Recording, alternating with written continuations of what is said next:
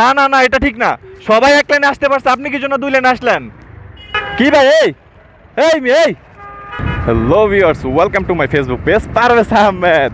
আজকে আমি যাচ্ছি হচ্ছে Mawna Piyar Ali university and college. এই শ্রীপুর মাওনাতে প্রচুর পরিমাণ জ্যামের জন্য প্রতিদিনই কিছু মূল্যবান সময় আমাদের নষ্ট হয়, এবং এই জ্যাম নিরসনের জন্য আপনাদের প্রতি করজোরে দৃষ্টি আকর্ষণ করব।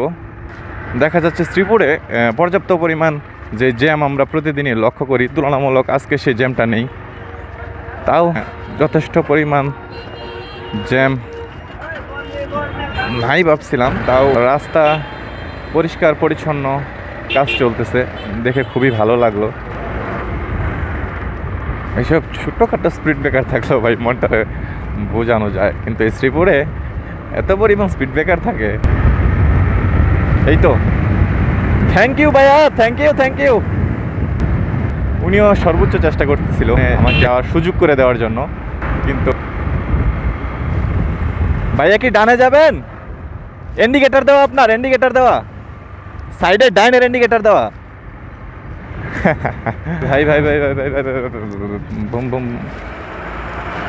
ভাইয়া একটু সাইড দেন আমাকে, আমি চলে যাই। Thank you.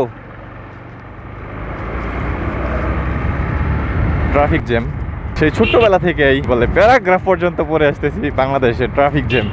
তো কি পরিমাণ ট্রাফিক জ্যাম হলে সেটা ছোটবেলা থেকে আমাদেরকে প্যারাগ্রাফ আকারে শেখানো হয়েছিল। ভাই এটা একবার চিন্তা করছেন, ভাবা যায় কি? তো যাই হোক, এই ভাই টান দেন টান দেন, পিছনে জ্যাম বাজতেছে, টান দেন।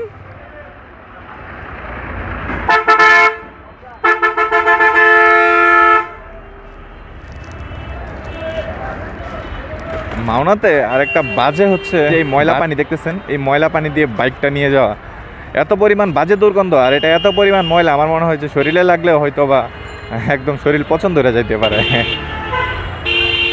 ভাইয়া হ্যালো, ওয়েট।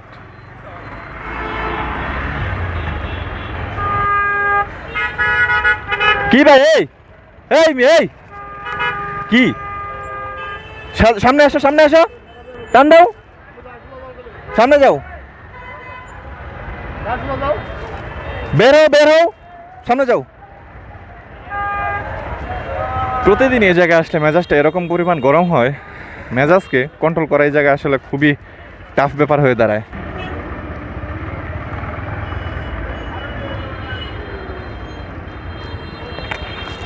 সব গাড়ি দুই লাইন আসতে আসতে, আপনি কি জন্য আসলেন বলেন তো? না কি জন্য আসলেন? এটা তো ঠিক না ভাইয়া।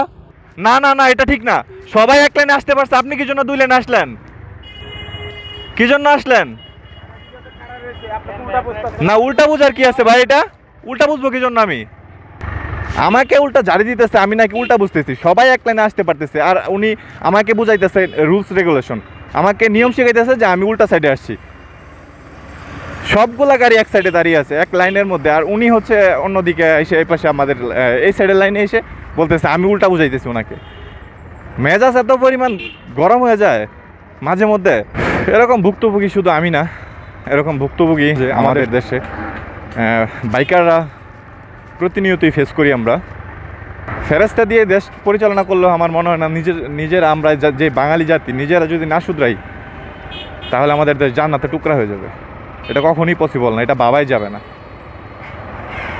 প্রত্যেকে যার যার জায়গায় অবস্থান থেকে যদি শুধরানো যায়, তাহলেই মনে হয় দেশ উন্নতি করা সম্ভব, তাছাড়া আর মনে হয় না।